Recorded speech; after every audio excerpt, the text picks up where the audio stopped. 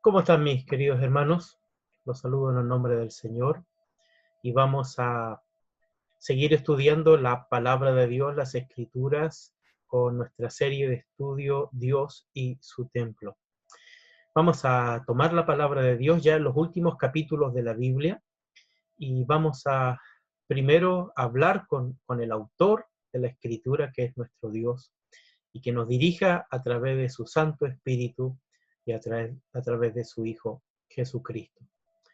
Oramos.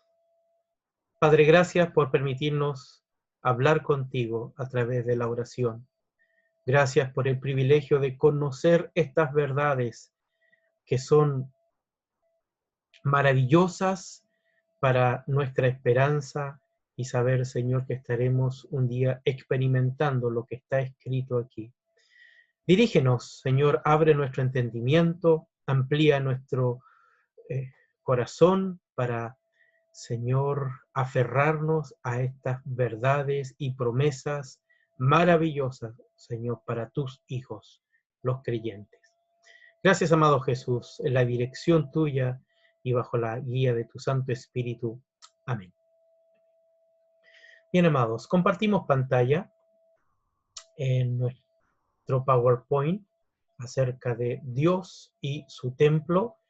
Y vamos a estar hablando acerca del tema de hoy, de los últimos eventos.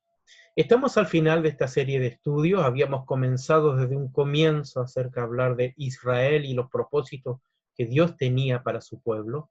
Y estamos llegando ya al final de lo que nos muestran las Escrituras y la profecía acerca de Dios y su templo como la voluntad de Él de tener comunión con cada uno de sus hijos, de sus criaturas. Y estos últimos eventos radican precisamente en lo que ya Dios ha dejado escrito y revelado para aquellos que nos interesa y valoramos muchísimo la revelación de Dios. Porque, mira, está escrito ahí por boca del apóstol Pablo, antes bien como está escrito, cosas que ojo no vio, ni oído oyó, ni han subido en corazón de hombre, son las que Dios ha preparado para los que le aman. Ese texto está allí en Isaías 64:4 y lo cita el apóstol Pablo. Son las que Dios ha preparado para los que le aman. A todos los que han amado al Señor a través del tiempo, Dios tiene cosas inexplicables que experimentaremos un día en su presencia. Pero yendo a la palabra de Dios, tengo que compartirte acerca de estos últimos eventos, porque veremos un día al Señor sentado sobre un trono alto y sublime, como lo había escrito ahí el profeta Isaías en el capítulo 6. Vi yo al Señor sentado en un trono alto y sublime. Lo veremos nosotros también. Ahora lo vemos por fe, a través de la Escritura, pero un día lo veremos cara a cara, como muchos de los hijos del Señor que ya han partido, ven al Señor allí en gloria y majestad. Veamos los 7 eventos que sucederán a la luz de la revelación bíblica. Vamos a tener mucha lectura bíblica aquí, pero es bueno estar atento a lo que ya está revelado, lo que Jesús dijo y enseñó a sus discípulos y que nosotros tenemos aquí escrito en la Biblia, en las Sagradas Escrituras, en lo que los discípulos y los apóstoles escribieron a través de la revelación que el Señor Jesucristo envió a través de sus ángeles y que muchos de los seguidores de Cristo escribieron, principalmente sus apóstoles. Aquí están los 7 eventos que sucederán. Hemos visto la semana pasada acerca del milenio y la bendición y del gobierno del Rey de Reyes y Señor de Señores. Ese gobierno durará 1000 años, como hemos visto en el capítulo 20 de Apocalipsis. Pero vemos un propósito de Dios al dejar a Satanás atado por 1000 años. Y después de ese tiempo, Satanás será suelto después de esos 1000 años. Leamos la escritura ahí en Apocalipsis capítulo 20, del versículo 7 en adelante. Mira la revelación bíblica aquí. Cuando los 1000 años se cumplan, Satanás será suelto de su prisión y saldrá a engañar a las naciones que están en los 4 ángulos de la tierra, a Gog y a Magog, a fin de reunirlos para la batalla, el número de los cuales es como la arena del mar, es incontable, dice la Escritura. Podemos interpretar que Dios dejó a Satanás atado 1000 años, uno para que no engañara a las naciones y que la verdad se expandiera como el rey quería, el rey perfecto que es Cristo. Pero después Satanás será suelto por voluntad de Dios, por voluntad de Cristo, para probar los corazones si realmente creían en Él, si realmente se sometían por una voluntad sincera o realmente no tenían todo su corazón dispuesto a obedecer al Rey de Reyes y Señor de Señores. Entonces sale Satanás a engañar a las naciones y ¿saben qué? Muchas naciones se dejarán engañar, no permanecerán en la verdad de Jesucristo y serán seducidos por este engañador. Y serán probados sus corazones allí, como dice la Escritura. Y dice en el versículo 9 que y subieron sobre la anchura de la tierra y rodearon el campamento de los santos y la ciudad amada, que es la Jerusalén, y de Dios descendió fuego del cielo y los consumió. Hay un proceso muy corto aquí que sucede después de estos 1000 años. No se habla ciertamente de años de engaño, sino que se habla de algo, de un tiempo muy corto. ¿Y qué sucede? Que al Satanás engañar a estas naciones, ya Dios ejecuta un juicio lapidario y tajante. Tanto así que el segundo evento que sucederá, según en la Escritura, es que se destruirá la tierra y el cielo actual que nosotros conocemos. Mira, porque dice que el enemigo, al engañar a estas naciones, se creará una gran batalla en contra del Cordero, en contra del Rey de Reyes, en contra de la ciudad amados que es la Jerusalén, en una Jerusalén ciertamente expandida en aquellos tiempos. No es la Jerusalén que nosotros conocemos en la actualidad, sino que es totalmente diferente. Allí, imagínense, con todos los avances tecnológicos que se habrán creado en ese tiempo y la belleza y la hermosura que tendrá esa ciudad y la enormidad de gentes que habrá alrededor queriendo destruir o tomar el control de esa ciudad en la cual Jesús gobierna y nosotros estaremos presentes allí, seremos testigos lo que sucede, que ellos subirán a la anchura de la tierra y rodeará el campamento de los santos y la ciudad amada, y de Dios Padre, descendió fuego del cielo y los consumió. Literalmente dice así, de la boca de Dios descenderá fuego del cielo y los consumirá. ¿Sabes? Este texto ya lo había dejado escrito el apóstol Pedro en una de las cartas para aclarar a los creyentes que estaban en persecución acerca de esto. Mira, leamos la segunda carta de Pedro en el capítulo 3, del verso 10 en adelante. Así dice la lectura bíblica, pero el día del Señor vendrá como ladrón en la noche, en el cual los cielos pasarán con gran estruendo y los elementos ardiendo serán deshechos, y la tierra y las obras que en ellas hay serán quemadas. Puesto que todas estas cosas han de ser deshechas, ¿cómo no debéis vosotros andar en santa y piadosa manera de vivir, esperando y apresurándoos para la venida del día de Dios, en el cual los cielos, encendiéndose, serán deshechos y los elementos serán quemados, se fundirán por la palabra de Dios. 3 veces Pedro repite aquí esa palabra, serán deshechos, serán deshechas, serán deshechos los cielos y la tierra. Y Apocalipsis, a través de la boca del apóstol Juan y por la revelación de este ángel, le dice exactamente que de Dios desciende fuego del cielo y los consumió.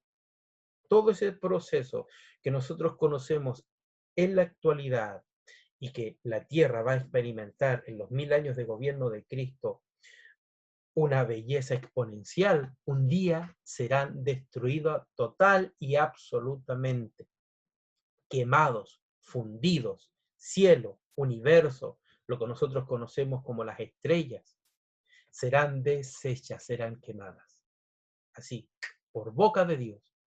Ahora, ¿qué ocurre después de esto?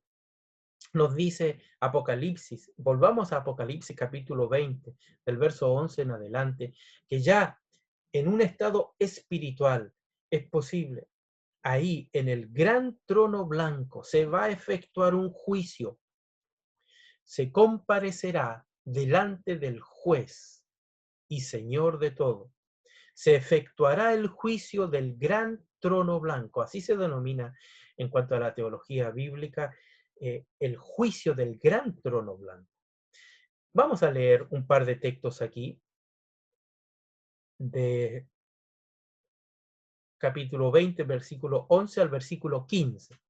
Capítulo 20, ahí hay que decir que es el versículo 15. Vamos a leer estos textos para tener precisión a la escritura. Y vi un gran trono blanco y al que estaba sentado en él, de delante de él huyeron la tierra y el cielo, y ningún lugar se encontró para ellos. Y vi, dice Juan, a los muertos, grandes y pequeños, de pie ante Dios, y los libros fueron abiertos, y otro libro fue abierto, el cual es el libro de la vida. Y fueron juzgados los muertos por las cosas que estaban escritas en los libros, según sus obras. Y el mar entregó los muertos que había en él, y la muerte y el Hades entregaron los muertos que había en ellos, y fueron juzgados cada uno según sus obras. Y la muerte y el Hades fueron lanzados al lago de fuego, y esta es la muerte segunda. El que no se halló inscrito en el libro de la vida fue lanzado al lago de fuego. Dice esta revelación y este juicio. Pero sabes, ya Daniel, el profeta Daniel, en el capítulo 7, versículo 9, ya nos anticipaba esta revelación que ocurría ahí en la eternidad. Mira, en el capítulo 7 de Daniel, leamos las escrituras, porque la palabra de Dios habla por sí sola, ahí en Daniel capítulo 7, versículo 9. Dice así: estuve mirando, dice Daniel, hasta que fueron puestos tronos, y se sentó un anciano de días, cuyo vestido era blanco como la nieve, y el pelo de su cabeza como lana limpia, y su trono llama de fuego,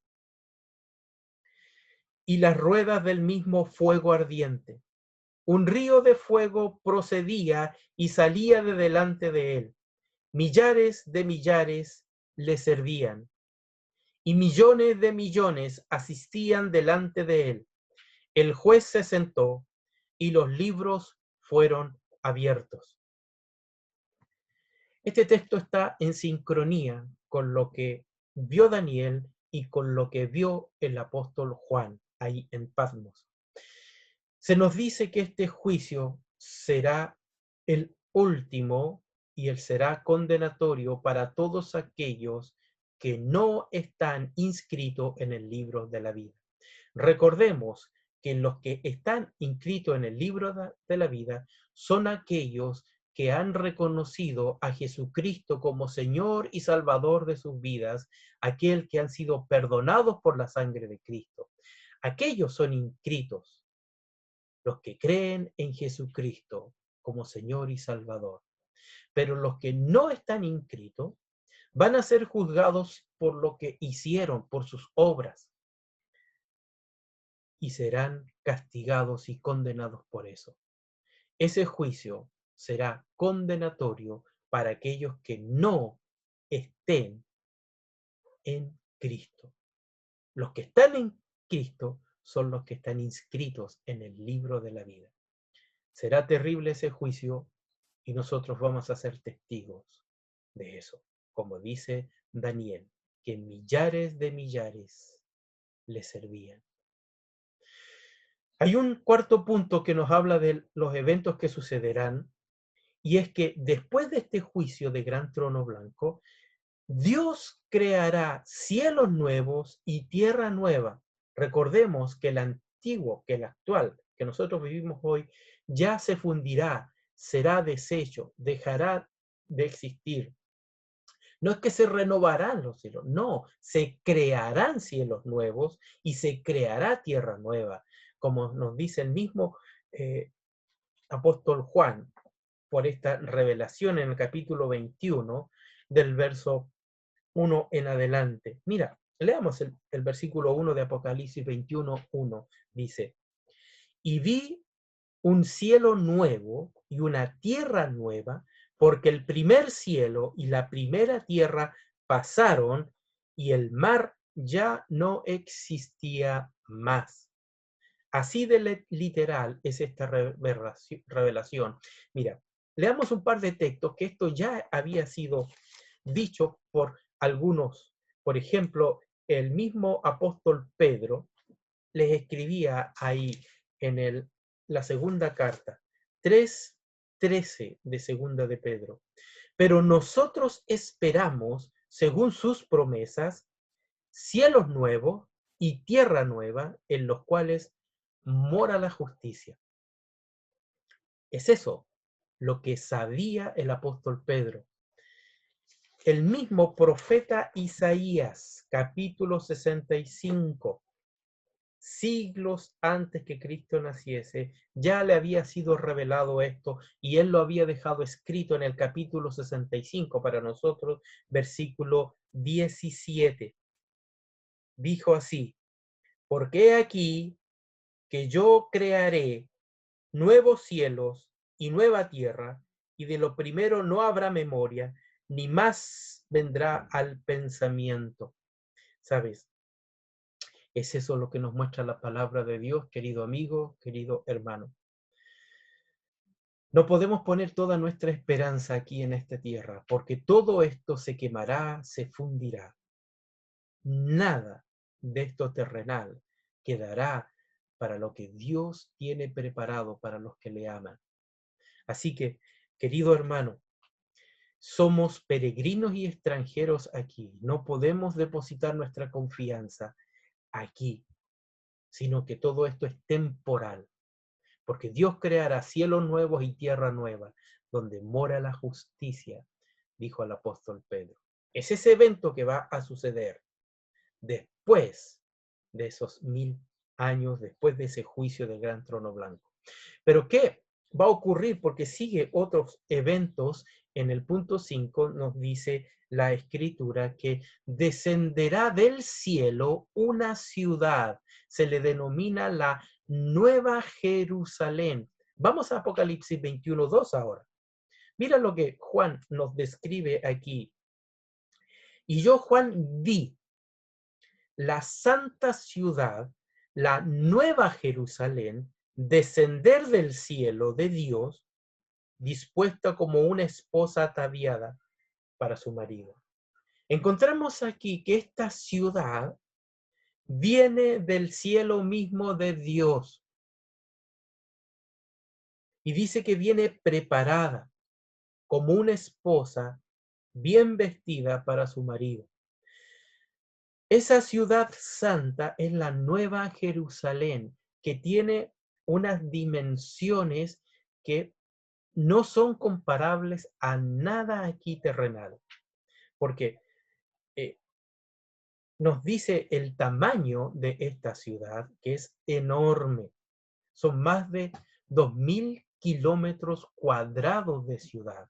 Eso es incomprensible para la ubicación que tiene o las dimensiones que tiene la Jerusalén actual. No es comparable para nada, porque la Biblia y la revelación nos habla de las dimensiones exactas que se le muestra al apóstol Juan de esta enorme ciudad que desciende del cielo. Lo que nos habla ciertamente que estos cielos nuevos y tierra nueva serán mucho más enormes de lo que nosotros podemos conocer en la actualidad, y que esta ciudad que desciende del cielo es tan enorme que va a tener cabida exacta en un sitio, en un lugar establecido por Dios como una nueva Jerusalén. Mira, Hebreos ya lo decía, Apocalipsis 21:2 decía ciertamente de esta ciudad que desciende del cielo, pero Hebreos también nos dice en el capítulo 12 del verso 22 en adelante algunas características que quiero leerte en estos versículos del 22 al 24. Sino que os habéis acercado al monte Sión, a la ciudad del Dios vivo, Jerusalén, la celestial, a la compañía de muchos millares de ángeles, a la congregación de los primogénitos que están inscritos en los cielos, a Dios, el juez de todos, a los espíritus de los justos hechos perfectos, a Jesús, el mediador del nuevo pacto, y a la sangre rociada que habla mejor que la de Abel. A esa ciudad bendita por Cristo es la que nosotros vamos a estar experimentando. Es muy probable que es esa ciudad es la que Cristo está preparando en los cielos para los que le aman. ¿Se acuerdan de esa promesa de Juan 14:2 y 3? Voy a preparar lugar para vosotros a la casa de mi Padre. Es muy probable que esa ciudad sea el lugar en que el Señor esté preparando una morada para ti, para mí y para todos aquellos que hemos creído en Cristo y que hemos sido perdonados por la sangre del Cordero. Es esa ciudad, la Nueva Jerusalén.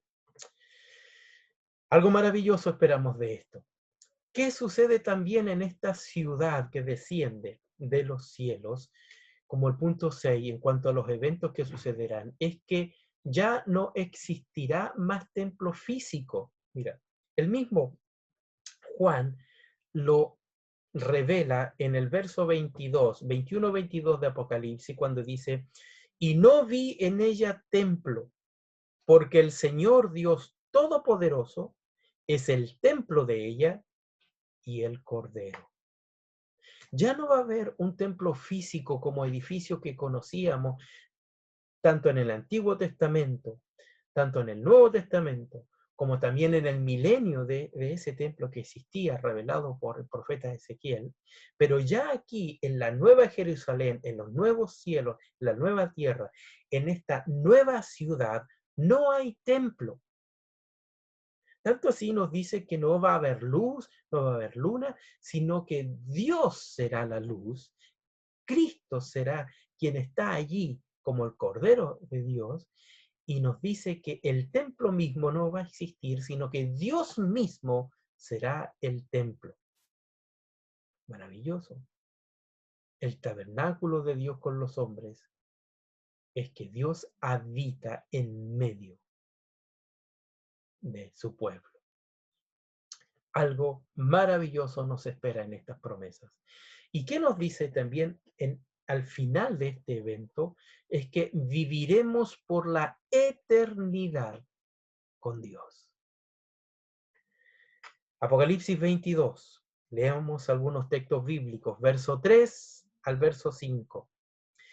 Y no habrá más maldición, y el trono de Dios y del Cordero estará en ella, y sus siervos le servirán, y verán su rostro, y su nombre estará en sus frentes.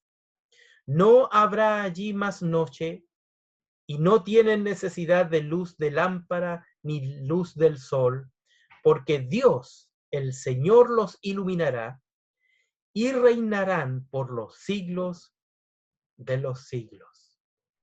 Es una promesa maravillosa que estamos leyendo aquí y que experimentaremos un día. Los hijos de Dios, el pueblo de Dios. Hay un texto allí que nos dice el mismo apóstol Pablo en 1 Tesalonicenses 4:17. Mira, luego nosotros que vivimos, los que habremos quedado después del arrebatamiento, seremos arrebatados juntamente con ellos en las nubes para recibir al Señor en el aire, y así estaremos siempre con el Señor. Así estaremos siempre con el Señor. Hermano, consuela tu corazón, que esta vida es temporal, pronto pasará. Nuestros seres queridos que ya han partido ya disfrutan de la presencia del Señor y nosotros un día nos uniremos con ellos a ese gozo de ver el rostro de nuestro Salvador, Jesucristo. Y estaremos por la eternidad con Él, viendo cumplirse las Escrituras y estaremos allí en primera fila, al lado de nuestro Salvador, al lado de nuestros seres amados. Qué consuelo, querido hermano, qué consuelo, querida hermana. Dios es algo maravilloso que nos ha prometido. Por eso, cosas que ojo no vio ni oído oyó, son las que Dios ha preparado para los que le aman. Bendito es el Señor, amados. Por eso, he aquí vengo pronto, dice el Señor, y mi galardón conmigo, para recompensar a cada uno según sea su obra, dice Apocalipsis 22. Amados, que el Señor consuele y fortalezca tu corazón, porque las promesas que están escritas aquí son verdaderas y se van a cumplir al pie de la letra. Y tú y yo estaremos allí para verlo. Que Dios te bendiga, querido hermano y hermana. Hasta pronto.